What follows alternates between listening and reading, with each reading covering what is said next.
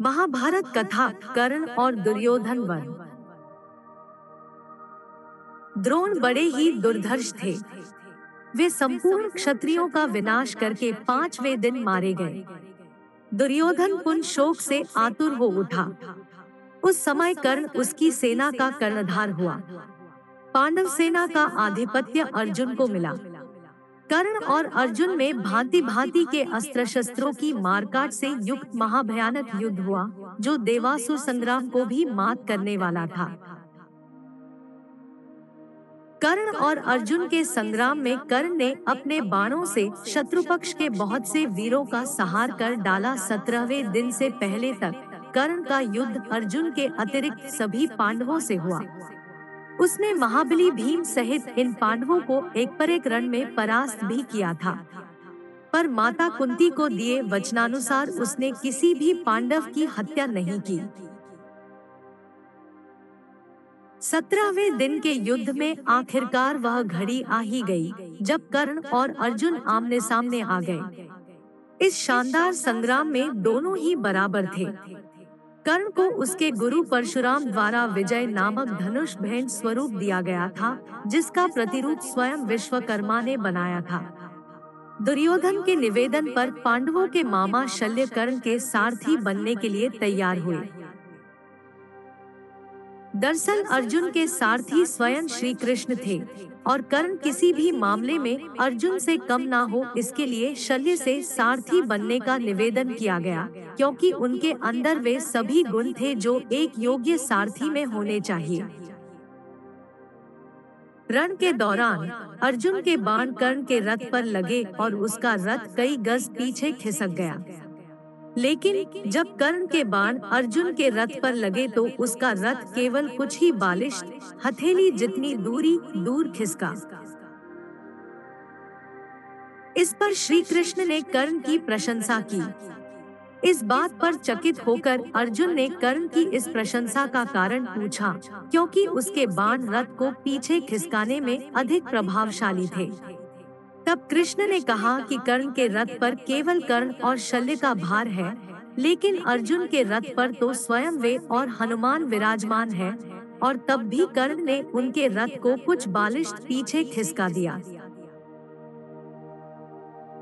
इसी प्रकार कर्ण ने कई बार अर्जुन के धनुष की प्रत्यंचा काट दी, लेकिन हर बार अर्जुन पलक झपकते ही धनुष पर प्रत्यंचा चढ़ा लेता।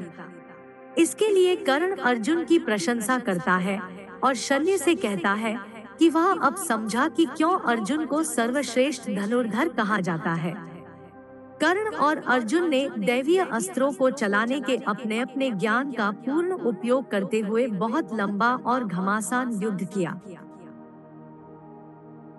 कर्ण द्वारा अर्जुन का सिर धड़ से अलग करने के लिए नागास्त्र का प्रयोग किया गया, लेकिन श्री कृष्ण द्वारा सही समय पर रथ को भूमि में थोड़ा सा धंसा लिया गया, जिससे अर्जुन बच गया। इससे नागास्त्र अर्जुन के सिर के ठीक ऊपर से उसके मुकुट को छेदता हुआ निकल गया। नागास्त्र पर उपस्थित अश्वसेना नाग ने कर्ण से निवेदन किया कि वह उस अस्त्र का दोबारा प्रयोग करे, ताकि इस बार वह अर्जुन के शरीर को बेधता हुआ निकल जाए। लेकिन कर्ण माता कुंती को दिए वचन का पालन करते हुए उस अस्त्र के पुनः प्रयोग से मना कर देता है। धरती में धन से अपने रथ के पहिए को निकालता कर्ण।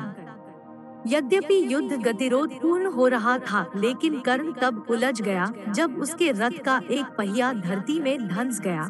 धरती माता के श्राप के कारण वह अपने को दैवीय अस्त्रों के प्रयोग में भी असमर्थ पाता है, जैसा कि उसके गुरु परशुराम का श्राप था।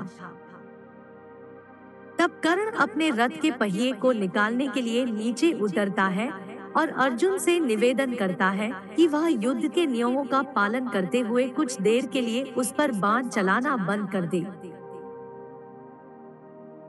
तब श्री कृष्ण अर्जुन से कहते हैं कि कर्ण को कोई अधिकार नहीं है कि वह अब युद्ध नियमों और धर्म की बात करे, जबकि स्वयं उसने भी अभिमन्यु वध के समय किसी भी युद्ध नियम और धर्म का पालन नहीं किया था। उन्होंने आगे कहा कि तब उसका धर्म कहा गया था जब उसने दिव्यजन्मा द्रौपदी को पूरी कुरु राजसभा के समक्ष वैश्या कहा था। द्युत क्रीड़ा भवन में उसका धर्म कहा गया था। इसलिए अब उसे कोई अधिकार नहीं कि वह किसी धर्म या युद्ध नियम की बात करे, और उन्होंने अर्जुन से कहा कि अभी कर्ण असहाय है, ब्राह्मण का श्राप फलीभूत हुआ, इसलिए वह उसका वध करे।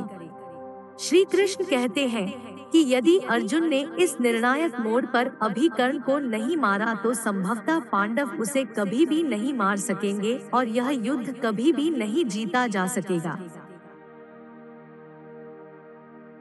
तब अर्जुन ने एक दैवीय अस्त्र का उपयोग करते हुए कर्ण का सिर धड़ से अलग कर दिया। कर्ण के शरीर के भूमि पर गिरने के बाद एक ज्योति कर्ण के शरीर से निकली और सूर्य में समाहित हो गई।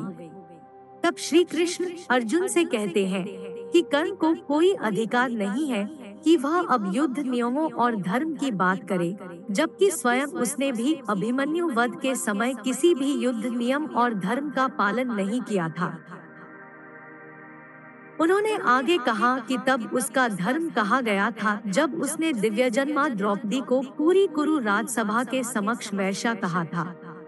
द्युत क्रीड़ा भवन में उसका धर्म कहा गया था।